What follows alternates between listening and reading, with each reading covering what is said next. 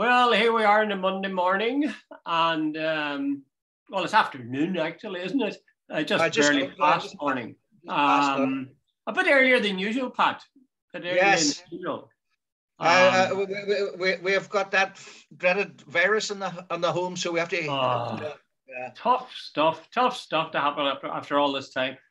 Anyway, right now, half the country's got it. You know, there's nothing you can do about it. No, it's everywhere. Try to grin and bear it. Okay. So let's look at the local story, which is, it's not a story so much as a big question mark. You're the one that raised it about Stormont and whether Jude, it occurred to me over the weekend, and I read last week. I think it was Susan McCain, not 100% certain, in the Guardian, and it was the same thought that occurred to me. Jude, there's two things at play at the minute. The DUP are saying that unless the protocol, now they've brought down Stormont as we speak, and they say that unless the protocol is amended or remedied to their satisfaction, they will not be returning. Right, that's obstacle number one. Second obstacle is they seem very, very reluctant to commit to taking the deputy first minister's post. And Jim Allister is on the record as saying only a sort of a pansy unionist, a weak unionist will take up this role to in other words, to prop up Fenians and power. So if the DUP come back as the junior partner in the wake of the election results, there is obstacle number two. And Jude, I was just thinking the other day, one obstacle would be quite sufficient to cause major problems. Are the two combined insurmountable? Well, I think one's connected to the other. I think that while I've no doubt that the DUP are sincere in their objections to the protocol, even though they're the ones that brought it about, it's a very handy excuse for saying, I will not go back into Stormont brackets to sit under a Sinn Féin First Minister. So they don't have to come out and say it, that they're not going to serve because they'd have the title of Deputy First Minister, and that would be too galling. They'll say, we will not go back in because of the protocol, which is breaking us off from the rest of the UK. That's my take on it, Pat, that it's a way of escaping the charge, you are not a Democrat. You are, if anything, you're a patriot. But if they refuse to take on the thing, they are not Democrats. They were, I take your point totally. But really, this thing, Doug Beattie and the other ones are also saying, refusing to commit that they would serve as Deputy First Minister. But they haven't said they're not serving it. You see, they won't say. Isn't there a comic poem about that? She wouldn't say yes and she wouldn't say no. They know, yeah. But they have shied away from it. I've heard them been asked on The View, on Spotlight, on Nolan, and Talkback, and they all refuse. And the clear implication is that they are, never mind any other strategy, that they are clearly unhappy with the concept of serving as junior ministers to a Sinn Féin. And in other words, the democracy only works when they're happy in first position. Yes, and that's not unfair, Jude. The very fact that they're refusing and have refused to answer the question, that is one logical conclusion you can only come to. Oh yes, and I think everybody knows it. They're using the protocol as a kind of a fig leaf to cover over the fact that they really, in essence, are not Democrats, despite the fact you're Democratic Unionist Party. Actually, that seems to be a very serious matter. If you say that, two of the major parties here will not accept democracy, democratic will. Yeah, but Judy, here's the bigger question. If, as it seems, and it's just it's a hypothetical question, but it does seem that we are now in some sort of an endgame, and are possibly in an endgame regarding to Stormont. What happens if post-election, Sinn Féin is the biggest party, the British government can't get an agreement with the EU, and where does that leave us then? The Shinners sort of say, okay, we accept direct rule, Did Britain come, the Westminster come back in and take over this place? Do Sinn Féin accept that? Do we go for a border poll? Is there going to be an interim period or so on? Or is it a case where in Northern Ireland where the biggest party has denied the opportunity to sort of be in government? Well, I don't think Sinn Féin will ever say that they would like to see direct rule. No. Because that's, the whole thing is they want to get the power back into Ireland, at least even within the state in the north. So they'll I think they'd reject that notion of direct, or they would claim to reject that notion of direct rule. They'll say, we want to have government here. And I think if they have any sense, they would push for this. I think the way you've put it is that they'll wait until they've got their ducks all in a row. I think they should be pushing for local government, which makes sense. They may do so and know the answer already that the DUP will not agree to that, or maybe the UUP won't agree to it on grounds that the protocol is a problem. But for the sake of the electorate, for their image in the electorate's eyes, north and south, Sinn Féin would be very wise to say, we want to have a reconstituted Stormont. I don't think they should turn their back on it. Mind you, I could think of lots of reasons why, if it was me, I would be tempted to turn my back on it. And one of the reasons is a sort of an emotional one. The Stormont building is one of the most unionist places I have ever walked in. It's a building. Somebody said it was modeled on it was modeled on the train station in somewhere in Italy, and it was built according to the orders of Mussolini. And if you look at it, I saw this train station. I'm telling you, I can't remember where it was. Milan, maybe. But no, that's not. Milan isn't in Italy, is it? It is, okay. So it's a big, square, heavy, kind of like those buildings and sculptures you used to get from the Soviet Union. Yeah. And the Stormont building shouts the same thing. It's got a mile-long hill up to it. Yeah. And there it is glowering down at you. Yeah. And I have seen nationalists who've been there for the first time, and they really have come out, not traumatized, but very, very negative about the whole place, because it's big and authoritative and telling you, who runs this place. Well, I was editor of the Derry Journal way back. I was only a young editor. I became editor in 28. And I think I might have been only in the job a couple of months when I was invited up to Stormont for something. Jude, I had never been near that part of Belfast. And suddenly you come up and you look at this. It's like, what do you call that place down in Tipperary? The Rocket Castle. Up on the hill. And it's meant to send out a message. And it did. Jude, I went in and I seen all these Union Jacks and portraits of these guys, all these unionist leaders and all the rest of it. And I thought, well, I know that term, a cold house for Catholics. Yeah. But, by Jesus, this was refrigeration. Though, mind you, to be fair now, they put up Michael Collins or something the last day. In recent days, Michael Collins has been put up on the wall. Was actually elected.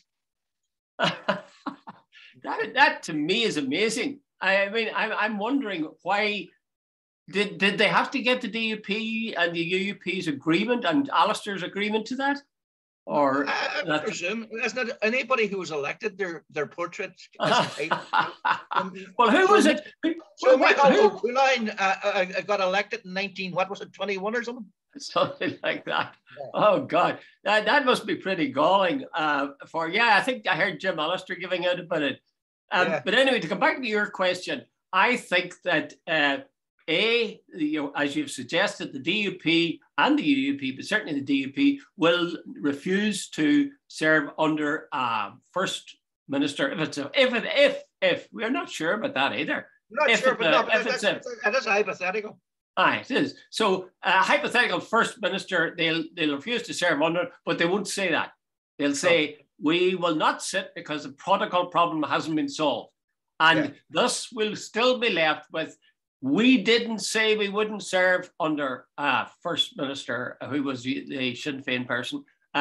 We wanted to see, how negotiations went and so on. Oh yes.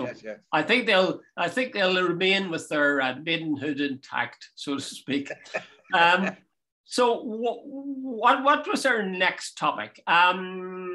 Well, let's talk about that gloomy topic. The Russians has to be the topic of the day. Oh God, it was appalling.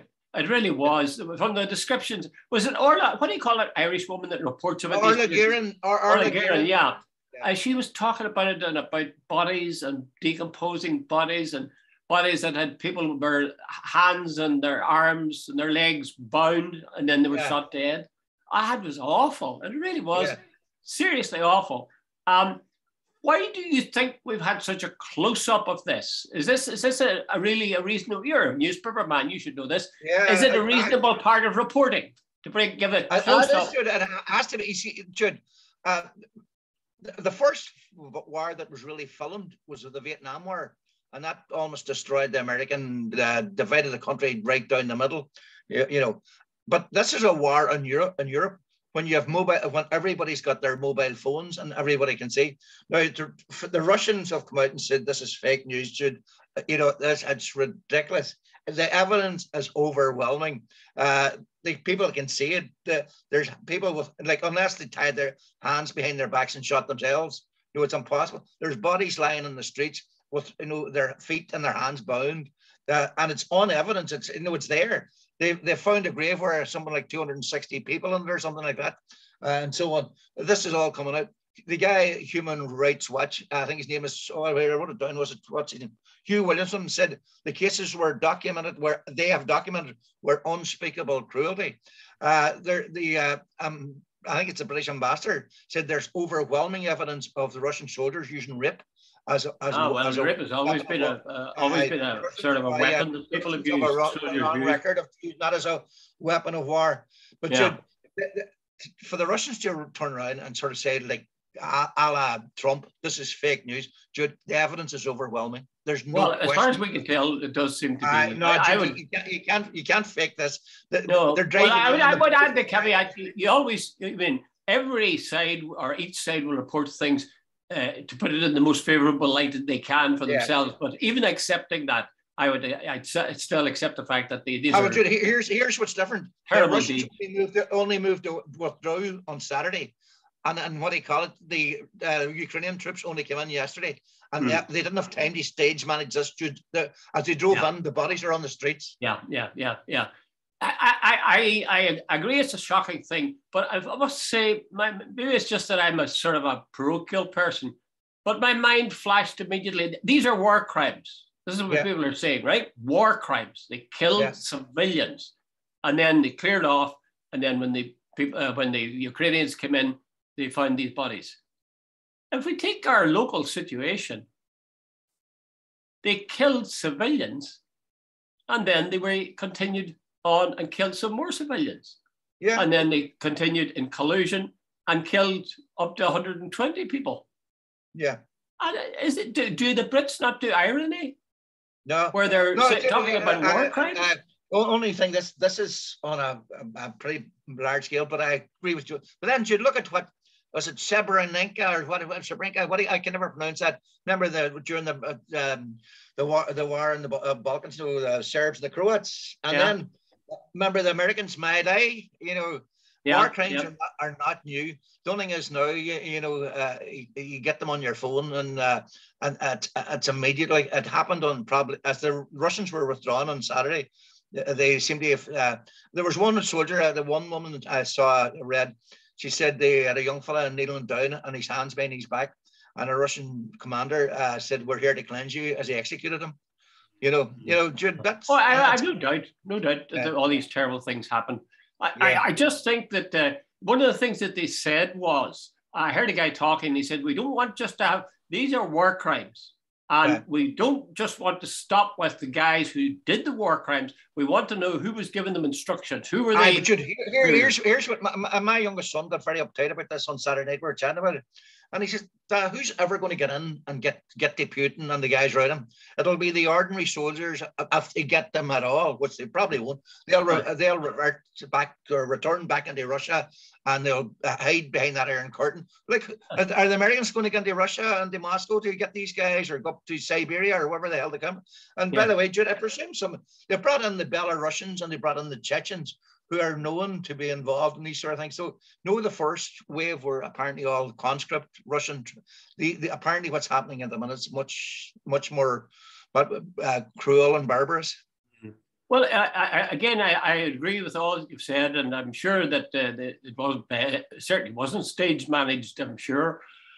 Although it would be presented in the most horrific way. By the way, Jude, as you say, I'm sure the Ukrainians mightn't be totally innocent either, but the clear evidence in this one is incontrovertible. Yeah, fair enough. But I would say we must be, I mean, the British must think that the Irish people are either stupid or, I don't know, subservient. The fact is, we're defining war crimes killing civilians. So these Russians killed civilians and then cleared off and left them there. And we were left in a state, we were left in a state where soldiers had killed citizens. Everybody knew it in Belfast. And a couple of months later, they go to Derry and they kill them again in daylight. And nobody, we knew, it's not as if these soldiers are taken off into thin air. Everybody knew who they were. The British Army knew who they were. The British government knew who they were. And yet nothing has happened. And in fact, when any effort was made to make something happen, we were told we were dragging poor old soldiers out of rest homes.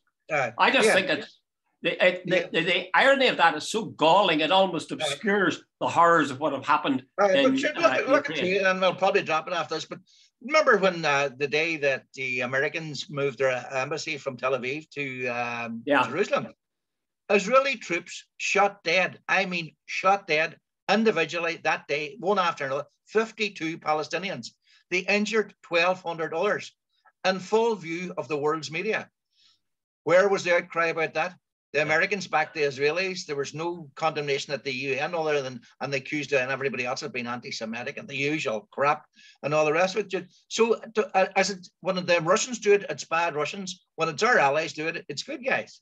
Yes, I think we need to keep that in mind. I mean, the terrible things have been done in the Ukraine. There's no doubt about it. But we do need to keep it in mind that every side does this kind of thing. And some do it more blatantly than others. And to be honest with you, I think that the British killings in Ireland are more blatant than the Russian killings in the Ukraine. Not necessarily more horrible, but they're more blatant in the case of they were done in public streets, Yeah, everybody saw them. And these guys weren't even dismissed from the army or anything. I mean, in some cases they were promoted. Anyway, we shouldn't be too parochial about it, I suppose. It is ghastly. It is what it is. I think the idea of a war crime is a good idea, but to call it that. But, you know, a war crime suggests you're going to get people and try them and convict them as criminals. You're not going to get Putin as a war criminal. They're not going to get Putin. You're not going to get the generals. You're not going to. They're so far away from. It's not like getting what do you call them, rat foam addicts and all those guys.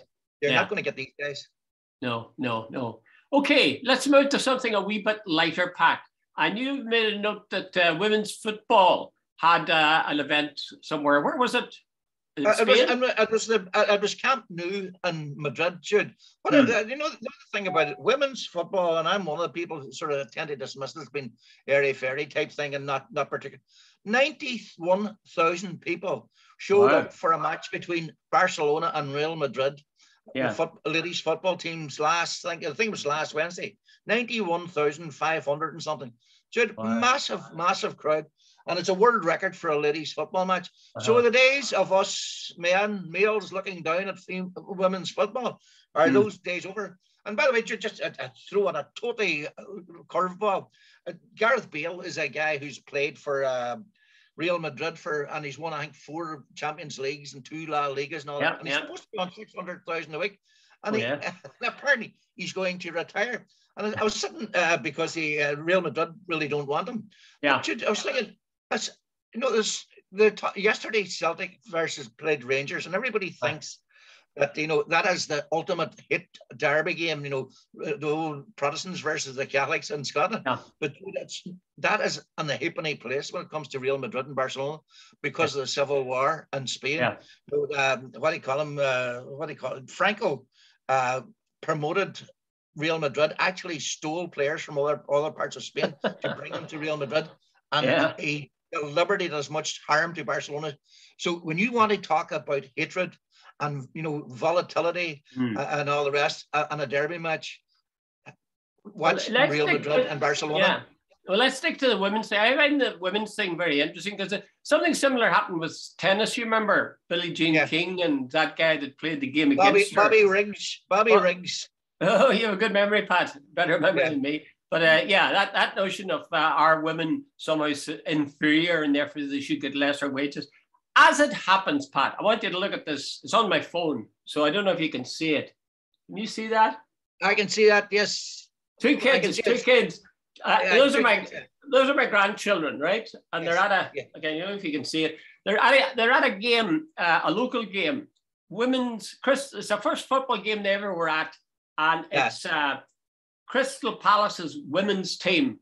And my son took them, and he was full of enthusiasm. He said this to us, and he said, absolutely cracking afternoon taking these two, his daughters, to their first football match at Crystal Palace Women's Football Club. The players stayed around to chat, sign autographs, and deliver the odd high five afterwards, not to mention pizza in the sports cafe. A great day out. And then he went on to say, he also recommends supporting your local club's women's team. Great football and a closer connection to the crowd, plus bigger crowds is how we drive up wages, which are just 20,000 a year on average. Can you believe that? Yeah. 20,000 a year. Gareth Bale's supposed to be on 600,000 a year. And who is it? I presume Ronaldo's on very similar at Manchester United. Oh, yeah. And, the danger is, as you see, my son's saying it's really close to the community, and they're able to, he lives quite near to Crystal Palace. And the women talk, the players talk and allow, selfies and all the rest of it afterwards. And it's a part of the community in that sense. And the wages are modest. Now, is that the price you pay? He's saying they should be paid more. I suppose we'd all say that. Yeah. But then if they pay more, are you not at the stage then we have a bloated club that's no longer a part of the community in the same way? Isn't that the argument? I've heard Joe Brawley make an argument. The day you start playing GA players, that's the whole ethos of community gone. And there is an element of truth in that. Well, if you consider the fact that these women are only getting paid 20,000 a year, and that's an average, that's an average, and Ronaldo's on 650,000 a week. It sort of puts it in perspective. But Jude, to get back to your point, I remember reading or hearing, I think it was last Wednesday or Thursday, after I read about the fact that 91,000 people were there, that a lot of people said at the game, it was mothers and young girls and all the rest, and it was a sort of a family occasion at this women's. And there was none of that sort of hatred or that sort of feeling of, wait a minute, this is ready to explode. And it was just a nice day out. And it was like football in the old days. Mm-hmm. I don't know if you've watched any of these women's football games, because a lot of them are on Sky now. Yeah. And, the level of skill is really something else. It's the same thing in Gaelic football, actually. Some of the women teams are really tremendous. And I still feel it's closer somehow. I don't know, maybe it's the novelty of it, but it reminds me somehow of, local clubs when I was growing up as a kid. Yeah, it is. They seem more ordinary.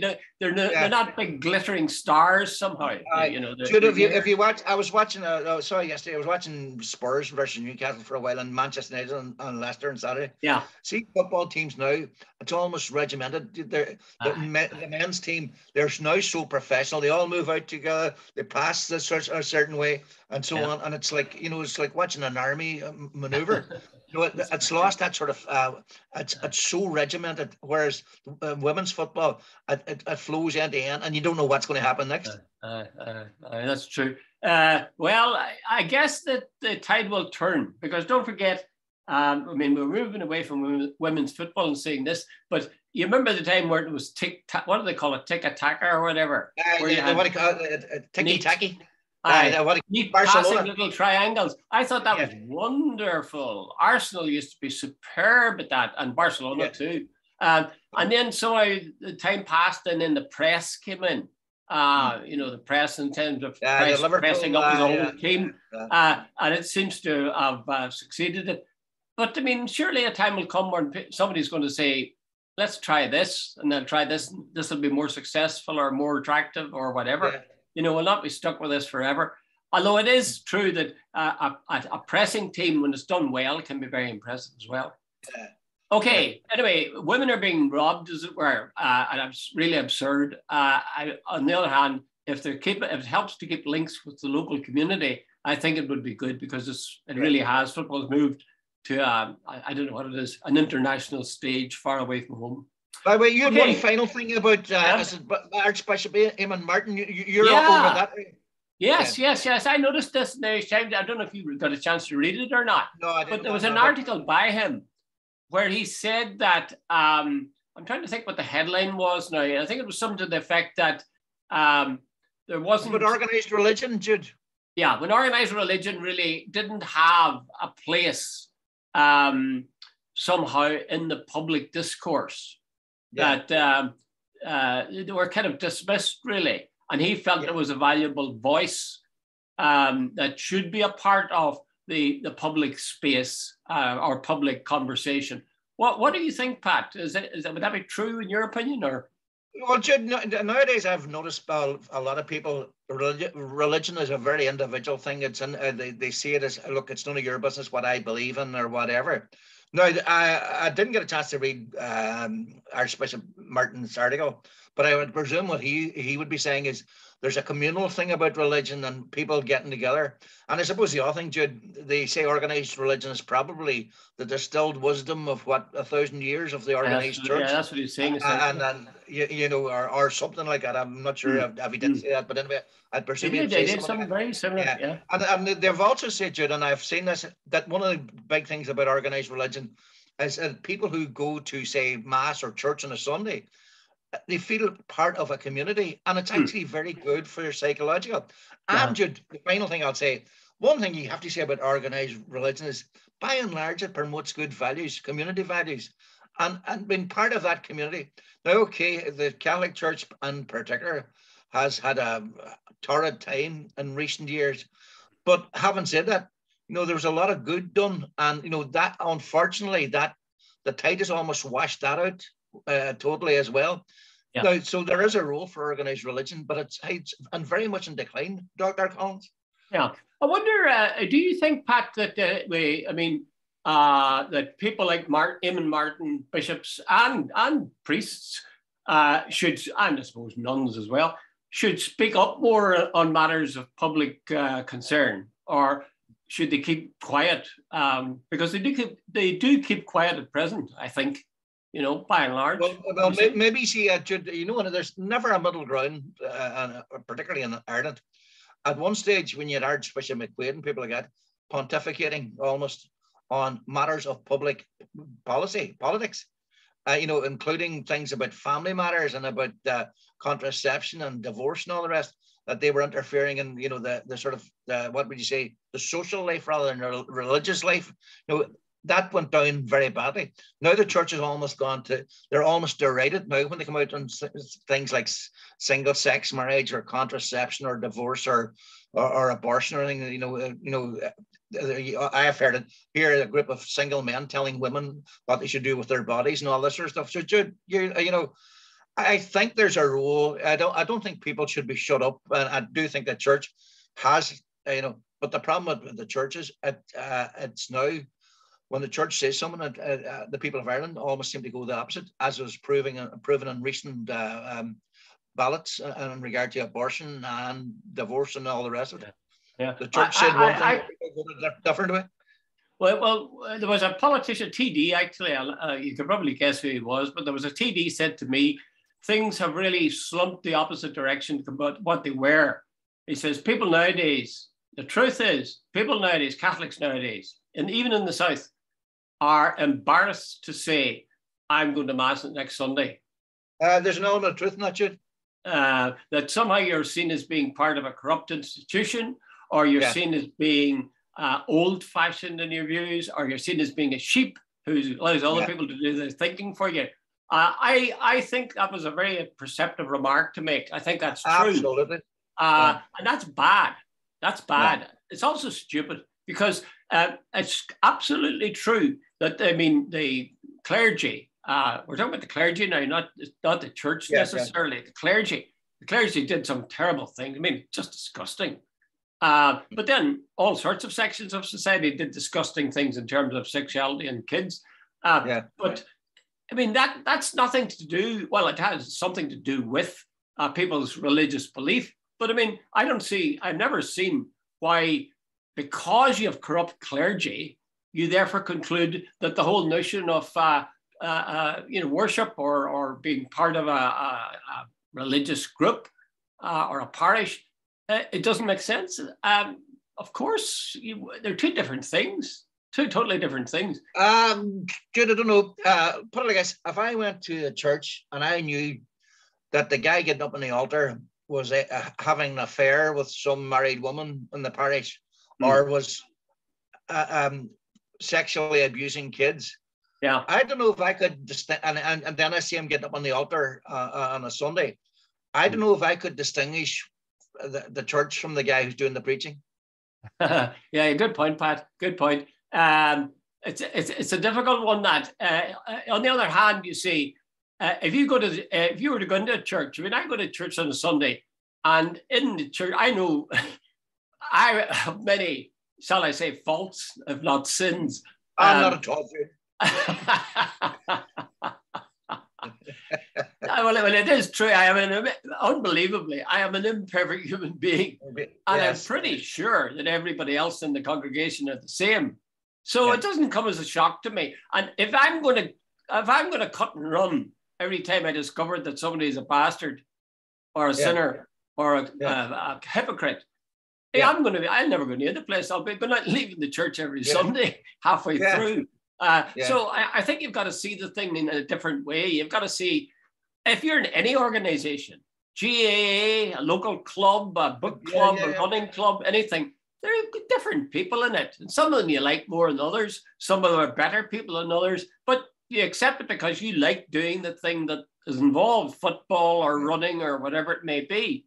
The same thing as I would say it applies to religious belief and attendance at public worship. If you believe in a thing, you accept the fact that there's going to be some of the people are rotten. One last thing is this. Freud had a very interesting theory, and I'm sure you're familiar with it too, the idea of projection. We're very good at spotting in others. And this was the idea that his patients, some of them used to give out about people, and he found quite frequently that the person or the feeling that these patients gave out about was the very thing that they themselves were suffering from. So if somebody who was giving out about gossips or giving out about people doing double dealing of some kind or shady dealing, that was the very thing that they themselves. And it's true, I find myself getting worked up about things that people are doing. Then I stop for a minute and think, Jesus, that's something I'm forever doing myself. I was at a football match one time. This is, but it's a simple thing, but it was also very profound. And there was this footballer, it was Cork Hibernians playing Finn Harps, and one of the Finn Harps guys, and there was a guy called David Wigington, was playing for Cork Hibs, and he's a very, very good player. I think he was an English guy. And anyway, one of the Finn Harps, Wiggy is a queer, and the Cork guy came back with it takes one to know one. Jude, I often thought the people who shouted most, in the Catholic Church about condemning gossips, or that some, or even the guys too that who a never-ending attack on people who are gay. I often, why are you bothering? Do you have a problem with that? Or there's a friend of mine who was a priest. He said, he's dead now. He said, often we become what we hate.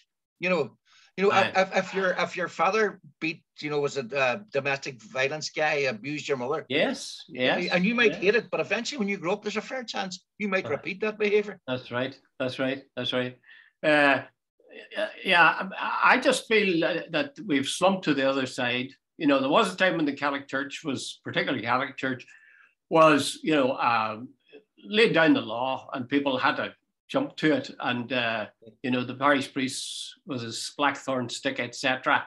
But it's got to the point now where it's the other way around. Anything that they say is rubbish. That's that's a stupid way of acting, to say that because it has this source, it must be wrong. So I say fair play to Martin for saying that. I wouldn't agree with him with quite a few things, but I welcome more opportunities for priests or ministers or whatever, or Jewish. What's the word for Jewish ministers? What are they? Rabbis. Rabbis to speak out on public matters. It does seem to me that they stay very quiet, and even in the Catholic Church, it's somehow they sort of push lay people forward to do the talking. That doesn't always reflect the way things are in the parish. You know what I mean?